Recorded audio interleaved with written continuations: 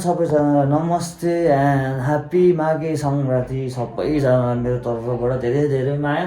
अहिलेसम्म जसले सब्सक्राइब गरिदिनु भएको छ होइन, लाइक गरिदिनु भएको छ, उहाँहरूलाई धेरै धेरै धन्यवाद दिँदै। सो फ्यामिली आउनु भएको छ, मेरो दिदीहरू आउनु भएको छ है, अन्तिम समय दिनु होला। म चाहिँ अलिकति ढिलो भयो कि अघि भर्खरै उठेको, भर्खर उठेर फ्रेस भएर बसेको।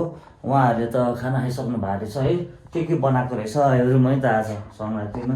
मेबी ड्याडीले बनाउनु भएको होला सायद, मेरो विचारमा ठ्याक्कै ड्याडीले नै बनाउनु भएको अरे। सो ड्याडी मेरो भ्लग यो सानो भ्लग भइरहेछ, के बनाउनु भएको छ तपाईँले भनिदिनुहोस्। यो चाहिँ के हो, कस्तो पातालो देखेको हौ त्यो? अनि छैन त्यो एकचोटि चलाउँ त खै भन्नु त। यो चाहिँ गाउँबाट खेतमा हुन्छ नि लोकल दाल हो। गाउँ यो चाहिँ के फेरि भन्नु चाहिँ टिफ्युल हुन्छ नि, अर्ग्यानिक हुन्छ नि, गाउँको लोकल दाल। अनि त्यसपछि अचार, यहाँनिर साग छ, यहाँनिर आफूभरि खुर्सानी। यो नि गाउँकै हो र होइन? अस्ति मैले दिदीकोबाट लिएर आएको माथि गाउँ। अनि अरू अनि यो चाहिँ बदेल होला, जस्तै मलाई हिजो ठमेल गएर लिएर आएको बदेलको मासु चाहिँ कति पर्यो हौ? यो त महँगो छ त, सुँगुरको त महँगो। भाइ चिनेको थिएँ त्यहाँनिर, उहाँले हुन्छ त्यही 1200 होला पक्कै पनि। यो चाहिँ चिकन अलराइट। दिदीहरूले खानु भइसकेको रहेछ खाना।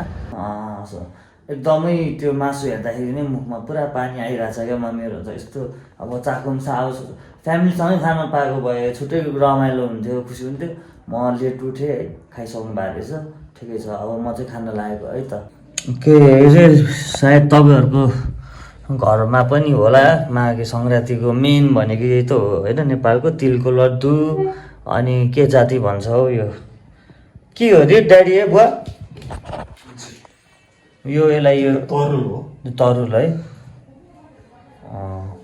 त्यसपछि त्यो लड्डु भयो, कालो खालको तिलको लड्डु। अनि यो चाहिँ पिँडालु होला होइन? पिँडालु र सकरखण्ड।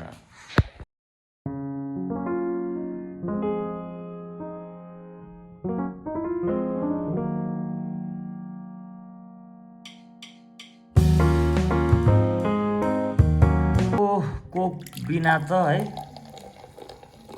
के मिठो होला मासु। कोक लभर हो म चाहिँ एकदमै।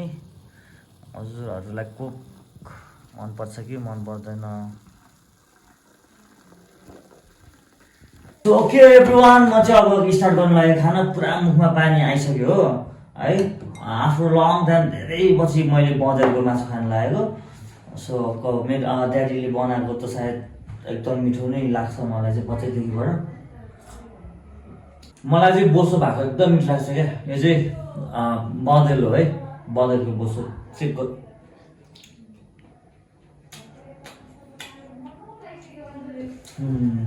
बप्पा दामी बनाउनु भएको रहेछ। चिकन फ्राई गरौँ, यो लोकल होइन त?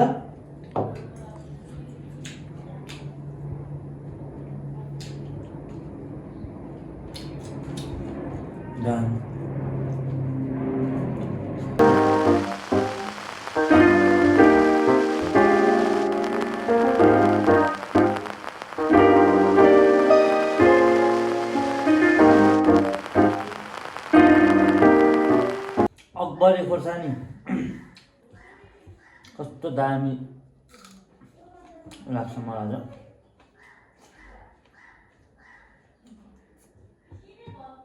तर यो राम्रो छैन क्या, अर्ग्यानिक गाउँतिरको जस्तो यतातिरको त्यस्तै छैन, लोकल टेस्टै छैन क्या। अकबरेको त तपाईँको टक्क टोक्ने बित्तिकै चर्र टेस्ट कस्तो दामी आउँछ।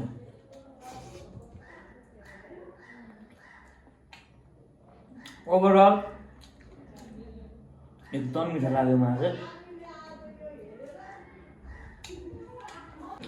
सागसँग सुकुटीहरू मिसाएको त्यस्तो दामी लाग्छ फेरि।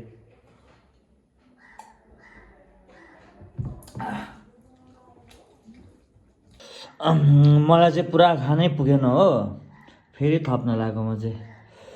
ओभर मिठो लाग्यो कि थप्छु फेरि खान हल्का। खाना पनि थपेँ, थोरै थपेको।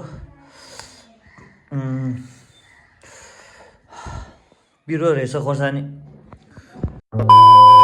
A few moments later. So अनि आज यहाँ मेरो हजुरआमा मेरो मम्मीकोमा पनि खाना खान आएको यहाँ सङ्क्रान्तिको लागि।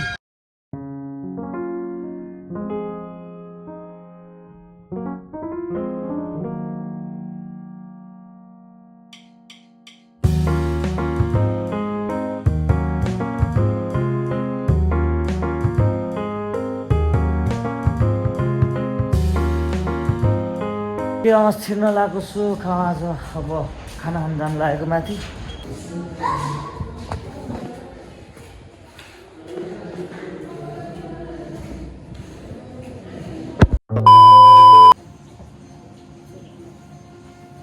मेरो हजुरआमा हो, मम्मीको मम्मी।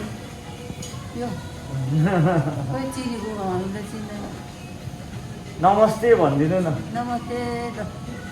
चाहिँ हजुरआमाकोमा हो। मेरो लाइभ पर्फर्मेन्स पनि छ आज। म एकछिनमा जान्छु, 7 बजीतिर हिँड्छु यहाँबाट। 7:30 बजे 8 बजीदेखि सो हो हुन्छ यहाँ झम्सीखेलमा।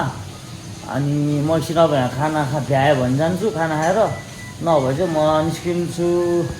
आज मेरो सो छ है त। एभ्रिवान किप अन वाचिङ सबैजना।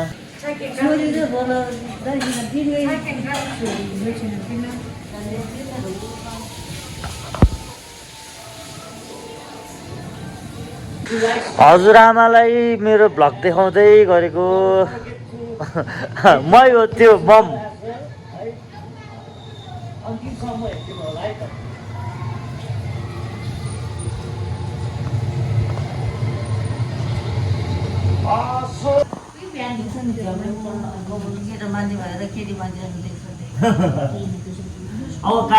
अब काट्छु म। अब काट्ने अनि म अब इच्छा नि त पालेको नि त। किन सुहाएको छैन? किन त्यस्तो क्या त्यो ढाका जस्तो देख्छ कि मान्छेले। ढाका जस्तो देख्छ। मान्छेले त्यो झ्यामले कपाल पाल्यो ए होइन होइन ए इच्छा लागेर पाले। अब काट्छु म। ठिकै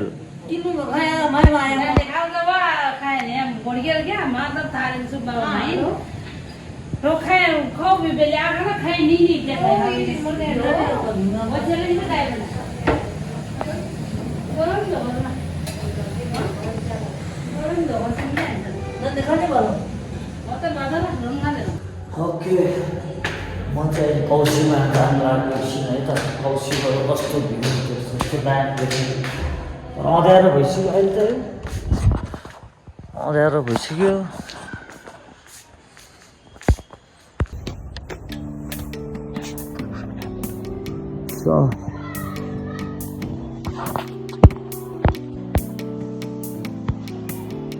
त्यो माथि बत्ती बालिरहेको त्यो चाहिँ टाढे भिर हो भाडा।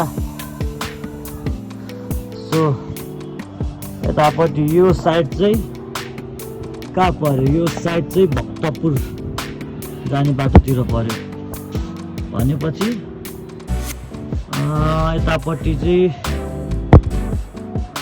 यो एयरपोर्ट साइड पऱ्यो। एयरपोर्ट साइड त्यहाँ त्यो एयरपोर्ट पनि देखिन्छ यहाँबाट। एयरपोर्ट पऱ्यो। दिउँसो भए भए अलिकति मजाको देख्थ्यो भ्यू है। ओके सो म चाहिँ अब फर्किन लगेको घर। म त निस्किन लाग्यो अब। होइन मेरो आज लाइभ म्युजिक छ क्या।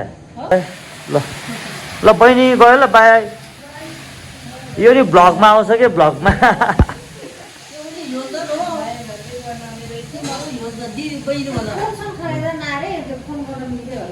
म जान्छु म। ल